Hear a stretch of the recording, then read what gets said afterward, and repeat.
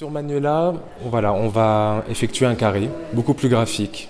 C'est-à-dire qu'on va remonter la base et on va lui dessiner une frange assez lourde, avec un départ assez loin. Pourquoi cette décision de coupe graphique sur Manuela?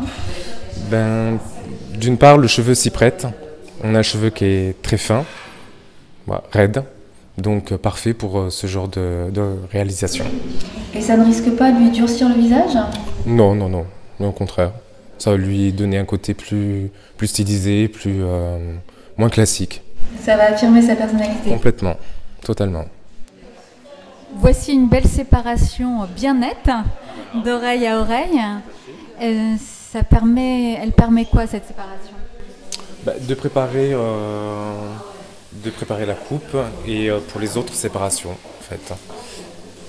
C'est la principale des séparations. Et après, nous allons effectuer une séparation centrale à l'arrière.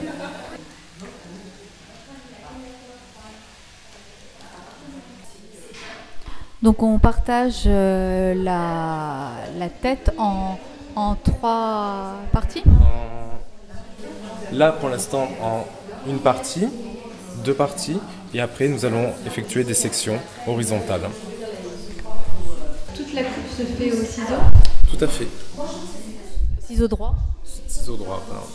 Pas de picotage. Coupe franche? Tout à fait. C'est pour donner de la densité? De la densité, pas. C'est pas la densité en fait, ce sont pour obtenir des lignes bien nettes. Des lignes géométriques? Tout à fait.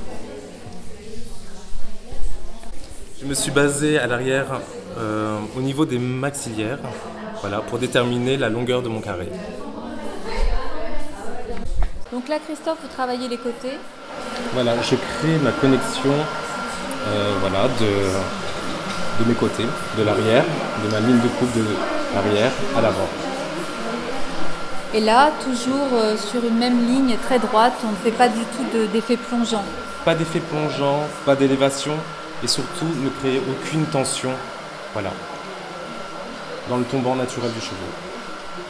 Et il est indispensable d'être très précis dans les mouvements, dans les séparations, car voilà, si les séparations ne sont pas bien nettes, automatiquement le carré aura des défauts.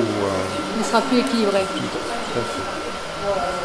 Le point de repère de la frange va être la pointe de mon sourcil, voilà, à ce niveau-là. Donc je vais créer une ligne. Pourquoi choisir ce point? Pour éviter d'avoir une frange trop large, voilà. Après, tout dépend le résultat voulu. On peut obtenir aussi on peut créer des franges très très larges. Mais là, dans ce cas, je préfère avoir ce point de repère, étant donné que nous avons 2 épis en dessous. Voilà. Donc je pense que le cheveu va s'écarter vers les côtés. Donc au niveau de la longueur, on reste au-dessus des sourcils? On va dire, oui, à ras des sourcils. On va voir. Au feeling? Au feeling, tout à fait. On va vraiment déterminer la longueur de la frange une fois sec. À sec. Oui, parce que le cheveu remonte quand on le sèche un peu. Tout à fait.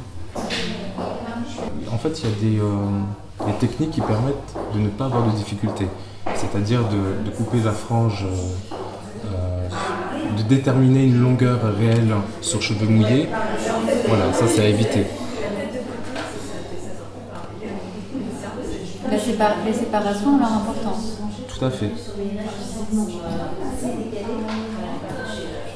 là, Christophe, vous finalisez sur cheveux secs. Je détermine sa longueur et définir son caractère en fait.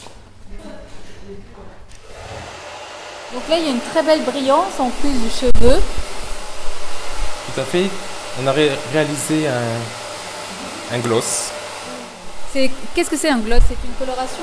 Alors c'est une coloration, c'est pas une coloration, c'est pas une vraie coloration, c'est un apport de brillance. Et à cette brillance, on associe un reflet. Ou on peut laisser le reflet neutre. Quel est le ton qui a été choisi? Alors là, on a effectué un marron doré. Alors Manuela, le verdict? Moi je l'aime bien, c'est super chic et classique en même temps. Moi je l'aime bien.